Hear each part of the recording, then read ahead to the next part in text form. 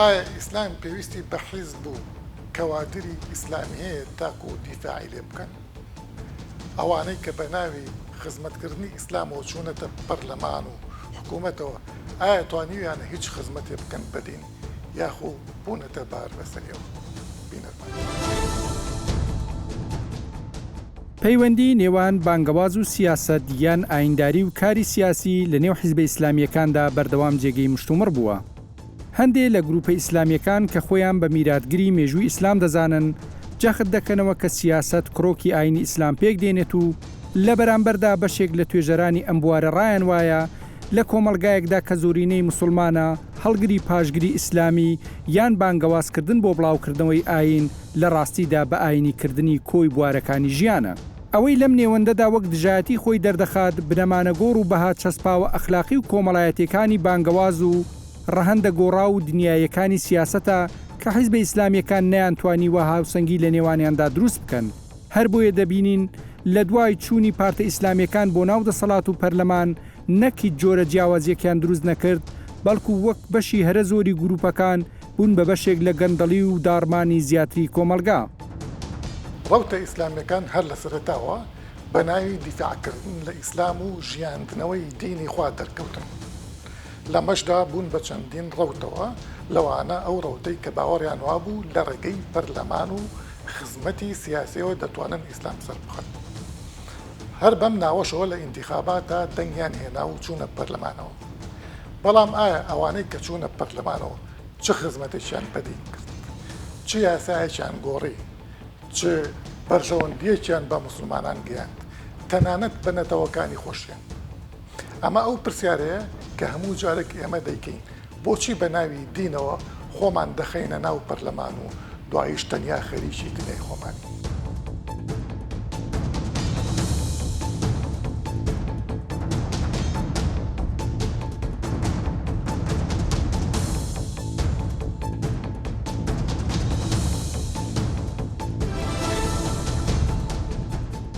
مەسەلەی بانگەواز و سیاست یا ئەوەی کە مستەلەحە دەعوەت و سیاست لە ناو ئەحزابی ئیسلامیە زۆر قسەی لەسەر کراوە تا ڕادەی بێتام بوون با بڵین. لەم دوجارە بەڕێزش کتێبێکت لەسەرەوە داناوە داوە و سیاست. ئەتوێ بڵی چیت یانی بزەبت لەم کتێبە؟ لە ڕاستی بە کورتی و پوختی بڵێم ئەمە دوو اختصاصی جیاوازن ینی هەر لە سەرتاوە ئەمێ بڵێم ئەمە دوو اختصاصی جیاوازن ینی سیاست داوەت و سیاست بەڵێ ینی هەر لە تعریفی داوە بۆ تعریفی سیاست بۆ ئالیاتی داوە بۆ ئالیاتی سیاست بۆ خەسایسی داوە بۆ خەسایسی سیاست بۆ ئەهدافی داوە بۆ ئەهدافی سیاست هەر هەموو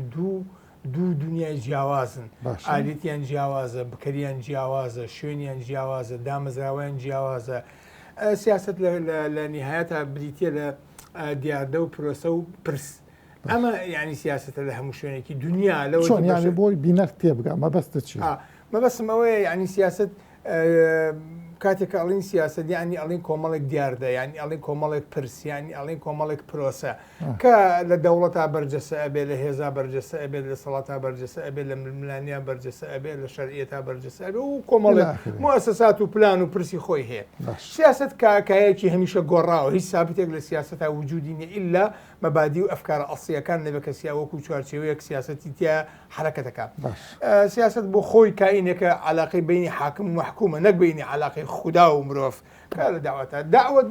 جائینێکی تر ینی ژانرێکی تر یا با بڵین تێگەشتێکی تر یا با بڵین ستونێکی تر لە تەخەسوس کە بریتە لە بانگەشەوەعیزە و نەخێ خۆبان بانگەشەکردن و تەبلیغکردن بۆ دین بۆ دروستکردنی پەیوەندی لێرە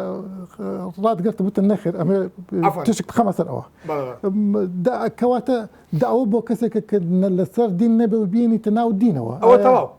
ئەمە زەبە دوایە قسەکە تەواو دروستە. جا ئەوە یەکێکە لەو قسانی کە لەسەر تەیاری ئیسلامی هەیە ینی ئێوە کە باسی داواکەن بەڵام حقیقەتێکی تر لە پاڵ ئەما هەیە ئەویشەوەی دروستکردنی ئیلتیزام کاری داوای بمبورە لە خەیاڵگەی کۆمەڵە ئیسلامەکان ئەوەیە کە خەڵک مسلمان نییە و ئەیان هێنەوە ناو ئیسلام جارێک قەتعەن وان نییە ینی ئەوە ناگەێنێ جا عەرزەکەم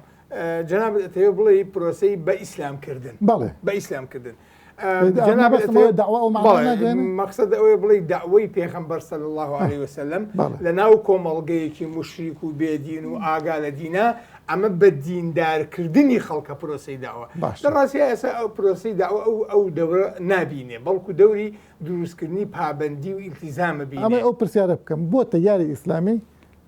أما يكردوا تياري إسلامي كاتيكا دروسة بي بۆ یەکەم پارێزگاری شناس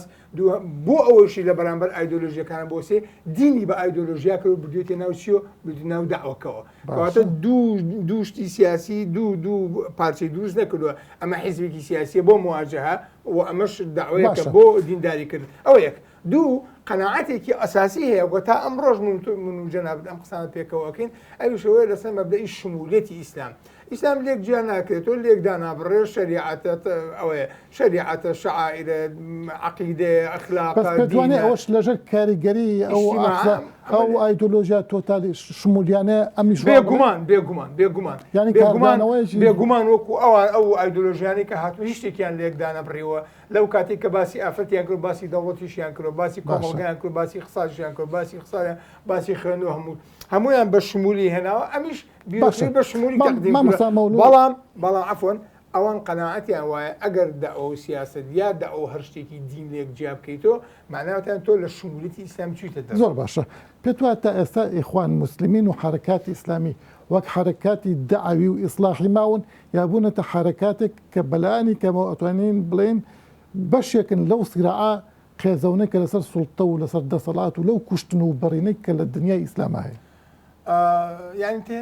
تیاری ئیخوان موسلیمین ئەگەر وەکو باڵین بەدایکی حرەکات و فراوانزی حسێ بکەین بێگومان وێنەی جیاوازی لە ژینگە جیاوازەکانە هەیە ینی هەموو یەک وێنە نییە مەسایی ساکێ من پێم سیر بوو کە جناب تەڵی عەدالە و تەنمی تورکی ئیخوانە وتم لەوێ ینی ئەگەر ئەگەر قسەکەی جناب قوڵکەم ئەوە وێنەیەکی تری ئیخوانە لە مەغریب وێنەیەکی تری ئیخوانە لە سوودان وێنەیەکی تری ئیخوانە یا با بڵین وێنە جیاوازەکانی کە ژینگەکەیان گۆڕێت و سوڵتەوی ماوە باسی سیاست بکەین من ئەمێ پێت بڵم تەیاری ئیسلامی جارە بەر لەوەی کە تۆ باسی قێزەونی سیاست بکەیت و چووتە ناو سیاست و بەشداری ئەکا و خەڵکێکی و جەماوەیەکی هەیە ئەسڵن کێشەی سیاستکردنی هەیە کێشەی سیاستکردنەوە من لەو کتێبە باسی ئەوم نەکەوت کە ئیسلامی کێشەی سیاستکردنی هەیە ئەو هەڵە گرم بۆ کاتێکی تر ئەوە باسی ئەوم کردووە بەبێت قسەکردن لەسەر ئیسلام و سیاست ڕێگوتوم ئەمە اختصاصی سیاستە ئەمەش اختصاصی داوایە ئەم دووشتە لێک ژیان تکایە لێکیان جیاکەنەوە و کاری ئەوە مەکەن تێکەڵی مەکەن بەڵام ئێمە ئەساسن کێشەیەکمان هەیە لە یعنی ئیسلامی هەر هەمووی لە سەحابەوە تا ئەمڕۆ کێشەیەکمان لەگەڵ سیاست هەیە ئەویش چییە؟ ئەویش کێشەی نەبوونی النصوص المؤسسة باش یعنی ئێمە دەقی دامەرزێنەرمان لە قورئانە وجود بۆ سیاست نییە ئەوەی کە هەمانە بریتیە لە کۆمەڵێک چی کۆمەڵێک قیەمی باڵای گەورە لەگەڵ کۆمەڵێک پرینسیپی گەورە کە لە چوارچەوەی ئەمە لە هەر زەمانێکا تۆ دەوڵەتێک دروستکەی ئەگەرێک و وێنەیەکە لە وێنەکانی دەوڵەت ئەو قیمانش لای هەموو کەس هەیە مامۆستا لای هەموو کەس هەیە معناتە قیمی چییە؟ باندینە لەوەتی ئینسان هەیە ئەمە هەیە کەواتە نەبەساو بە هیچ دینێکە مەسەل و قیمی عەدالە حاموڕەمی باسیەکە ئەرسۆش باسیەکە قورئانیش باسیەکە اینجا لە دوای ئەمانش جۆن ڕاوزیش باسیەکە لە ئەمریکا وایە قوربان معناوەتانێ ئەم قیمانە قیەمی چین قیەمی باندینن لەوەتی خوددا ئەم زەویە و ئەم بەشەری خەڵق کردووە ئەم قیمانش لەگەڵ خەڵقی ئەوە هەن مەسەڵە بۆ نمونە ڕازگۆیی مەرجێت و هەر دینداری بێ ڕازگۆبی هەزار خەڵک لەو دنیای هەیە ڕازگۆی بۆ چونکە خوددا کائینێکی دروستکە کە ڕازگۆیی تایە مەبدەء بێ کە ڕازگۆیی تایە مەفهوم بێ بەهایەکی سابت بێ جا ئەمە عەرز بکەم لە سیاسەتا لە دینە ئیتر تۆ هەر شێوەیەکی ئەدەیتێ جارە یەکەم کێشەی چیمان هەیە وتم عەرزم کردی کێشەی بۆشایی نەسمان هەیە مەسەلا ئەوە حاشا لله وە نەبێ خوا لە بیری چوێ خوا کە باسی موساکە باسی چیەکە باسی موساکە باسیەوەکە کە شیری نەخواردوەدە دایکە ها ئەسێستا وێنە وردەکان کە باسی یوسفەکە قەت قد من دوبر من قبولی ها ئەسێسەر باسی وێنە وردەکان کە باسی ئیبراهیمەکە ئەسێسەر باسی وێنە وردەکان سەرنجی مانگیان مانگ نیشت اینجا خۆر هەڵات وتی هذا ڕەبی یعنی خوددا ئەم مۆزوعی لەبیر نەچووە بەڵام لەبەرەوەی سیاست بریتە لە پرۆسە، بریتە لە دیاردە، بریتە لە کردە، ئەم سێ شتەیە بەڵێ متەغەیر بە بەردەوامی و ئەم شتانش کە بە بەردەوامی متەغەیر کەوتمان دیاردەی ینی معنای واتانی هیچ حەجمێک و شوێنێکی دیاریکەم نایگرێتە خۆی ئەوەندە متەغەیرە کەواتە وەکو دیاردێ پرسە پرۆسەیە هەمیشە ئینسانەکان ئەم سیانە نوێەکەنەوە لە حسەیە بە لە حسە ئیسا مەسەن بۆ نمونە چوار ڕۆژی تر ئەگەرەکو یەکێک لە مەسئولەکانی عراقسێ بەرامبەر بە هەرێمی کوردستان کا دۆخی ئەمڕۆ وەکو دۆخی دوێنێ نابێت کەواتە سیاست بە بەردەوامی لەگەڵ بارودۆخی کۆمەڵگەوەی بەردۆخی ئەمە یەکەم نەسی موئەسیسمان نەبوو کە نەسی موئەسیسمان نەبوو چیمان نابێت ئیجتیهادی سیاسیمان نابێت کە ئیجتیهادی سیاسیمان نەبوو چیمان نابێت نموزەجی نموزەجمان نابێت خۆی ئەم قسانەی بەڕێزت ناکاتە ئەوەی کە هەر ئاین خۆی دوورە لە سیاست بە معنا پراکتیزەکردنە ڕۆژانەی یەکەی کە ئیخوان مسلمین و حرکاتی ئیسلامی ئەوانەیە باسی بکەن جا عەرزم کردی کە ئیجتیهادی سیاسی نەبوو کێشەی نموزەجمان بۆیەتە پێش ئێستا تەواوی تەیاراتی ئیسلامی لە هەموو شوێنی ئەو عالەمە کێشەی نموزەجی هەیە یعنی ئەو ئیدعای دەوڵەتی ئیسلامیەکە ئیدعای خلافەکە با بخینە ئەولاوە یعنی پێشتر وتمان یعنی خلافە زەمەنی بەسەر چۆ قسەکردن لەسەر خلافە ئێستا یەنسەر دەوڵەتی ئیسلامی دەوڵەتی ئیسلامیش نا یەنسەر دەوڵەتێکە دەوڵەتی مەدەنی بێ ئیسلامیەکان بیبن بەڕێوە ئەو کۆی کە لە تورکیا هەیە و کۆی کە لە مەغریب هەیە بەڵام لەبەرەوەی نموزەجێک نییە ناچارن بە سەرگەردانی ئەمێنەوە بەعزەشتیان قوبوڵە بەعزەشتیان قوبوڵ بۆ چکە نموزەج نییە باشە کە نموزەجێکی دەوڵەت نەبوو ئیتە ئەو کاتە سیستمێکی سیاسیش نییە تەیاری ئیسلامی ناچارە بێ چی بکە ناچارە بێ خازع بێ بۆ ئەمری واقع نەوەی دیموکراتیەکە قبولکە نەوەی سوسیالیزمەکە قبولکە پێتوانێت ئەم قسانەی بەڕێزت بە گشتی هەموو ئەرگۆمنتەکانی تەیاری ئیسلامی بۆ شەکاتەوە نا بەو معنایە نا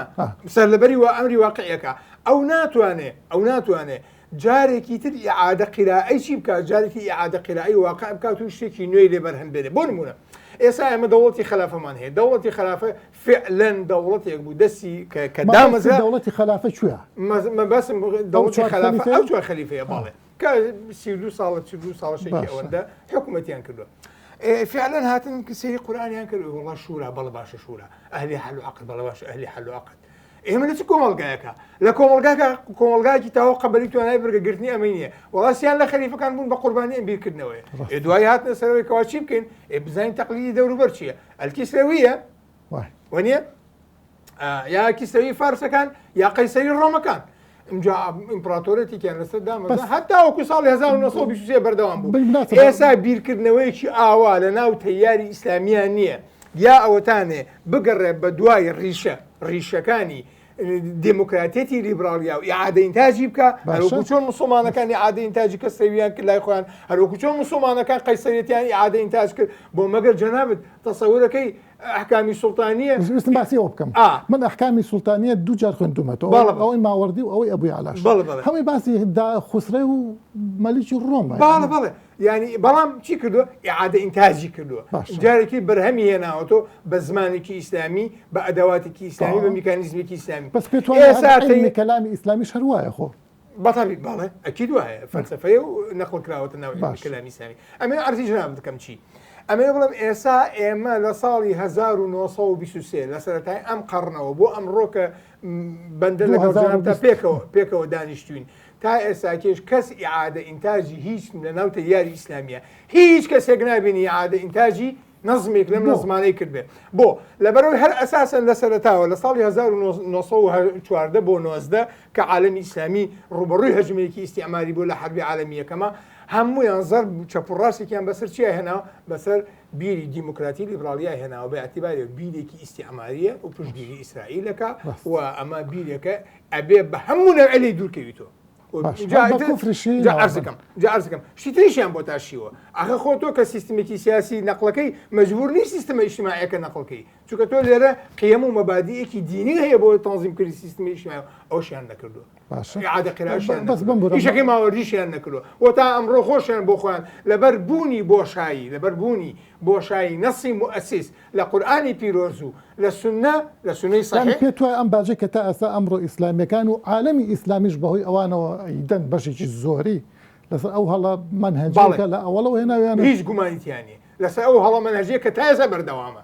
ڕۆژێک داعش بۆ دروستە بێ ڕۆژێک قاعیدە بۆ دروستە بێ ڕۆژێک سەلەفیەتێک بۆ دروستە بێ ڕۆژێک ئیسلاحیەتێک بۆ دروستە بێ ڕۆژێک ئەوە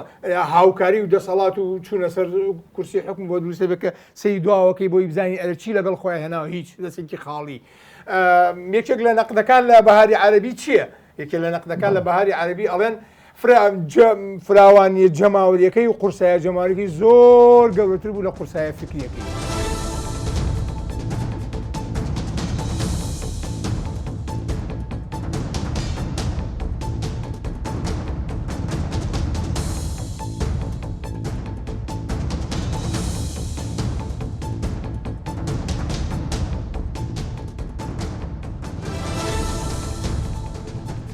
طبعا ئیسلامی سیاسی ئێستا توانین بڵێن دوو بەشە بەشێکیان جیهادی و بەچەککارەکە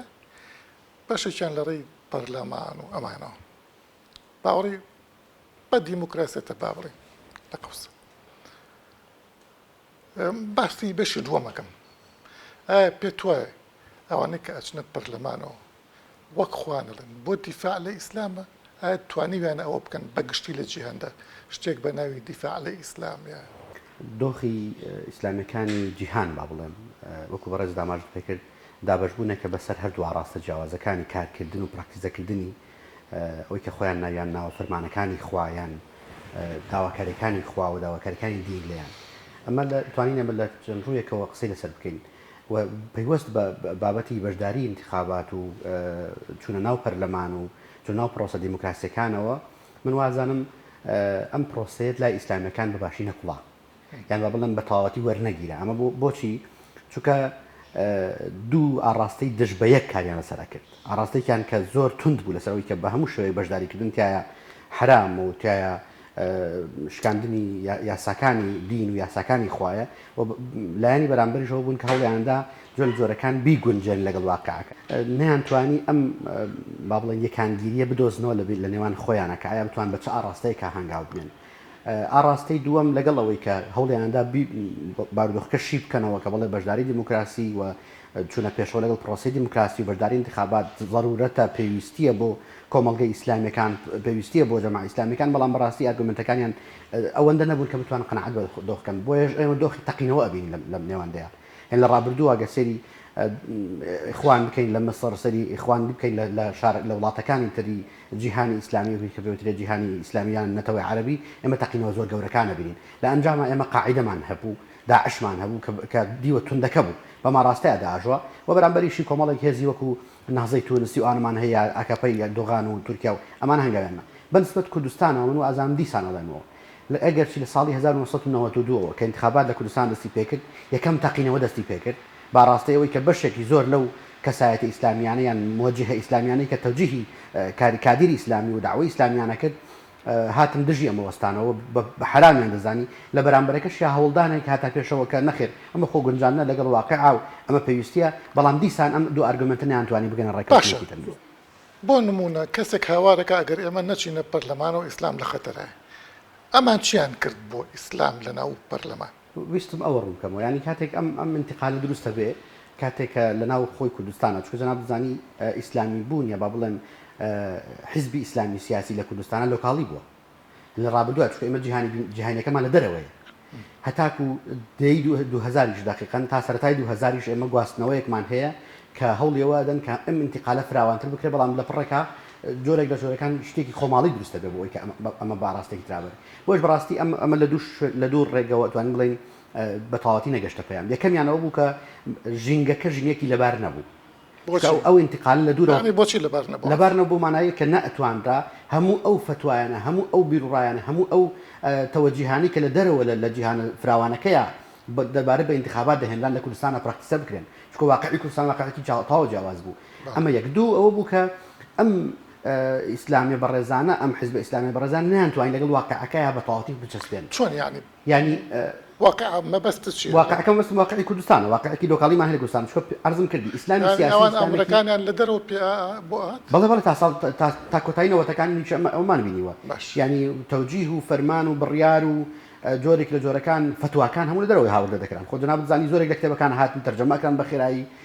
بڵاو دەکرانەوەن با بڵین هەموو عێراق لە 2003 لە تایم ساڵنەوەی ئیسلامی غەیری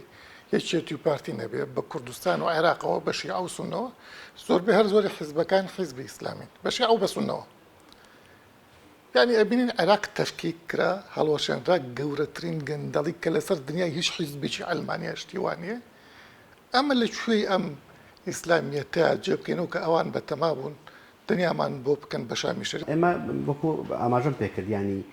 کاتێک کە تۆ شتێک دەگوازیتەوە بۆ شتێکی تر پێکدادان دروستە بێت. ئیسلامیەکانی کوردستان دوایی ئەوەی کە لە هاتین بڵێن هاتین ناو دیموکراسیەکەەوە ئاڵایشیان بەرز کردەوە ئاڵای داعوە و بانگەواز. ئاڵای خزمەتکردنی پەروەردەی یا بەڵێن ڕۆتە پەروەردەیەکان ئەممان لە یەکگرتووی ئیسلامیا زۆر بە زەقی بینی یان بواری ئاوادانکردنەوە ئەوەی کرا. ئەم پێکدادانە لە دیسان دەست پێکاتەوە کاتێک انتخابات دێتە پێشەوە. چونکە ئەمان لە نێوان ئەو مەساڵحی شخصی و حیزبی یا دینی و ئایدۆلۆژی ئەخر با ویستمەوە دووبڕنکەمەوە کاتێک کە لایەکەوە تۆ بەروەردە و بانگەواز هەواری بۆ ئۆکەیت و کاری بۆ ئۆکەیت و پراکتیزە ئەچ ناوچارەکانەوە لە کاتێک شان انتخابات دێتە پێشەوە. یعنی انتخابات وەکو چەقوشێک کێشی بەسەر ئیسلامەکانە. بۆ چونکە ئەوان بۆ لە خەریکی کارێکی تر بوون بەڵام انتخابات لە پڕێکا دێتە ناو دۆخەکانەوە. بۆیش بەڕاستی پێکدادان دروست بوو. یعنی پێکدادان دروست بوو ناچار بوون هاتن چیان کرد مەلاکانیان کرد بە کاندید. یعنی ئەو کەسانی کە لەناو خەڵکە لە ڕووی جەماوەریەوە لە ڕووی داعوەوە لە ڕووی بانگەوازەوە کاریان کردبوو و تا ڕادەیەک ناسراوی و فیگەریان دەستکەوت بوو هاتن ئەوانیان کاندید کرد. بەڵام لە بەرامبەر ئەمان چیان کرد دەنگیان بەدەست هێنا بەڵام دۆڕاندنێکیان توش بوو. دۆڕاندن لەو ئاڕاستەی کە نەوەیان نەیانتوانی ئەو مەفاهیمە ئیسلامیە دینیانی کە خۆیان بانگەشی بۆکەن لە دەوڵەتێک کار لەسەر بکەن بە دڵنیایی نەیانتوانی جێبەجێ بکەن. مامۆستا من بە ڕووی ئەمێ بمبورە فەرقم بۆ بکەی لە بینی ڕێکشدارێکی ئیسلامی پەرلەمانی لەگەڵ بێڕیشێکی ئەلمانی بێدین. ئەخ ئەرزم کردی جیاوازەکە ئەمەیە من ناتوانم بە هیچ شێوەیەک جیاوازێک غەیر ڕیشەکەیش فەرقێک هەیە. جیاوازەکە لە چیە مامۆستا سۆران کاتێک ئێمە ناتوانین یعنی وەکو ئاماژەم پێکرد پێکدادانەکە لە چیا دووسە بێ کاتێک کە تۆ لە پڕێکا شتێکت بۆ دێتە پێشەوە. یعنی مەلایەک لە هەر بمبورە هەر ئەرگومنتەکە خۆی سەقەتە. ئەخر بە دڵنیایی و ئەرگومنتەکە ئەرگومنتێکی استراتیجی نییە تاکتیکیە. تاکتیکیە تۆ مەلایەکت لە مزگەوتێکە هێناوە پێت گەیاندووە تا بۆتە ئاستی ئەوەی کە بێتە داعیەکی باش لە پڕێکادەی دەیکی بە پەرلەمانتار. لە ئەرگومنتەکە ئەوەیە کە ئیسلام خۆی پێویستی بۆ بێ بە ناوی ئیسلام و بچیتە پەرلەمانەوە. هەموو پەرلەمانەکانی عالەمی عەرەبی دیکتاتۆر داناوە لە هەمووشە ئیسلام دینی دەوڵەتە و شریعەتی ئیسلامی زۆربەی ئەحکامەکانی شخصی پڕ کردووە. من کێشەم لەگەڵ واقعەکانە هەیە مامۆستا وەبزانم لە بەرنامەکانی دیشە چەند جارێکم قسەیمان کردووە. یعنی کاتێک کە واقعەک ناخوێنێتەوە خۆی کاتێک واقع بۆ خۆی پراکتیزە ناکرێ و تێگەشتنەکان بۆ ئەو مەفاهیمانی کە لە واقعیا پێویستن ئێمە کێشەمان دروستە بێت. بۆی من ناو پێکدادانیان تەقینەوە. چونکە بە هیچ شێوەیەک من ناتوانم پابەند بە فتوایەکەوە کە لە سعودیا هەیە کە لە سوودان هەیە کە لە دۆخەکانی سووریایە بەکاردەهێنێت کە دۆخەکانی یەمەن و حتا تونسا بەکاردەهێنێت. کەواتە بەڵام ئێمە ئەم بەرزان چیان کرد لە کاتێکا کە هاتن مەلا بانکخوازەکانیان کاندیدیان کرد سوودیان لە ئەزموونی ئەوان وەرگرت بۆی کە ئەم مەلایەنە بکەن بە پەرلەمانتاری باش بەڵام بە دڵنیاییەوە نەیانتوانی بە دڵنیاییەوە سەرکەوتوو نەبوون لەوەی کە بتوانن داعی بانکخوازەکان بە ناو پەرلەمانەوە چونکە لە هەردوو ئاڕاستەکەی ئەمان شێواویەکیان دروست کرد بۆ کۆمەڵگا ئەم بەڕێزانەکە ئەرکە پەروەردەیەکی خۆیانیان با بڵێن بە مەفهومی حزبی کاریان لەسەر دەکرد لێگۆڕا و هاتن ناو پەرلەمان ناتوانین. زۆر باشە لە دیوی دووەمی کەسایەتی ئەمانەی کە چوونەتە پەرلەمان بە حساب زۆربیان ئەندامی سەرکردایەتی بوون پەروەردەکراوی چەندین ساڵە بوون باشە. بەڵام لە ئێستادا واز لە مەسەلەی ئیسلامی و غەیری ئیسلامی بێنە لە ژیانی شخصیانە ئەوەی کە من ئاگادار بم پەرلەمانتارە ئیسلامەکە زۆر مسریفتر زۆر جاریش تەنازولکردن زۆر جار فێلای سەد دووەنمی عەفو سەد دەفتەری زۆر جاری ئیلا ئاخیری. فەرقی ئەمە و ئەوە چییە بۆ من بۆچی من دەنگ بەم بەوە دەنگ نێم بەوە کامیان بۆ من فەرقەکەیە. ئێمە لێرەیە ئەبێت هاوڵاتی کوردی تاقی بکەینەوە. هەر کوردی نییە عێراق بەگشتی وایە باڵێ هاوڵاتی عراقی تاقی بکەینەوە هاوڵاتی عراقی کامیان قازانجی کامیان دەنگمەکانیان بدا. ئێمە تا ئێسش ئەم تێگەشتنمان تێگەشتێکی عاتفی بووە. وەکو ئاماژەم پێکرد هاتوین دینمان کردەوە پاڵنەرێک بۆ ئەوی کە خەڵک دەنگ کۆکاتەوە نەتەوەمان کردەوە پاڵنەرێک بۆی خەڵک دەنگ کۆکاتەوە بەڵام بە دڵنیاییەوە سەرکەوتوو نەبووین. ئەخر ئەگەر من زۆر جار پرسیارەکەم ئەگەر ئێمە لە 500 پەرلەمانتاری ڕابردوو خولەکانی ڕابردووە ئەگەر لەو 500 پەرلەمانتارە 100 پەرلەمانتاریکاری خولکردای کۆمەڵگەمان ئاوەدەن دەشێوە. ئەمە بڵێم ئێمە بێ پەرلەمانتار هەڵبژێرین بۆی خزمەتی ئێمە بکە یا خزمەتی دین بکە ئەوەی کە بۆ خزمەتی دینیش کردومانە قبوڵمانە بەڵام چی کردو بۆ دین. من دڵنیاتەکەم و یەک بەراوردی زۆر بچووکت عرزکەم ئەو پەرلەمانتارەی کە پێش ئەوی ببێتە پەرلەمانتار داعی بووە خزمەتەکەی ئەوەی کە خۆی هاواری بۆ کە خزمەتی دین پێش پەرلەمانتارێکی باشتری کرد و تا ناو پەرلەمانتارەکە یان کە هاتیتنەوە پەرلەمانتارەکە و ئەسڵان لەکەکەی لەبیر بچۆتەوە ئەستن نازانێت بۆچی هاتوون لە پەرلەمانە وێژ بڕاستی ئەمە پێکدادان دروست بوو پێکدادان لە مەفاهیم و لە فکر و لە عقل و لە منطق و لە بیرکردنەوەی دروست بوو نەیانتوانی بۆ ڕاستەندروستی کە پێویست بێ ئێمە دەبێت شەڕ بۆ ئەمە بکەین نە ئەلمانی نە ئیسلامی بەڕاستی سوودی ئەم کۆمەڵگەیان نەگەیاندە جێ خەڵک دەبێت ئێستا شەڕی ئەوە بکە کە هێزێکی بیرکردنەوەیەکی تەفسیرێکی تێگەشتنێکی مواطنە بۆ ئەم کۆمەڵگەی بێتە پێشەوە تەنها ئەمە توان حەلمانکە. حیزبە ئیسلامیەکان سەرڕای پێداچوونەوە بە هەندێک لە بنەمان فکریەکانی خۆیان هێشتا نەیانتوانیوە ببن بە ئەکتەری کاریگەر لە پانتای سیاسەتی ناوخۆی و جیهانی هەر بۆیە جیاکردنەوەی بانگەواز و سیاست بووە بە زەڕورەت.